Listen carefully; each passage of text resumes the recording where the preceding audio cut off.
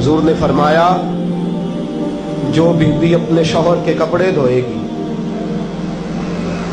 कैसे खूबसूरत जुमले। फरमाया जिसने अपने शौहर का एक जोड़ा धोया अल्लाह उसको 1000 नेकी अता फरमाएगा। क्या किया इसने जी? और अगर 4 धोए तो, और अगर 10 धोए, जिस बीबी ने एक जोड़ा खामद का धोया 1000 नेकी मिलेगी। फरमाया अल्लाह 2000 गुना माफ फरमा देगा।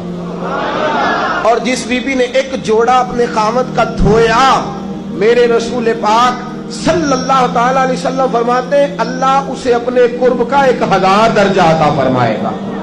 जिसने एक जोड़ा अपने खामद का धोया, सैयद आलम सल्लल्लाहु ताला अलैहि वसल्लम ने फरमाया औरतें गिला करती हैं शौहरों का, शिकवा करती हैं।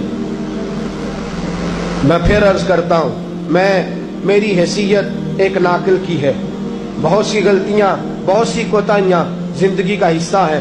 एक नाकिल हूं, बात पढ़ता हूं, आगे बयान कर देता हूं। मैं जदों दी तेरे घर आईया सुख वेख्या ही नहीं। जब दी तेरे अल आईया ना वो देखो कितना आला है, वो उसकी बीवी कितनी।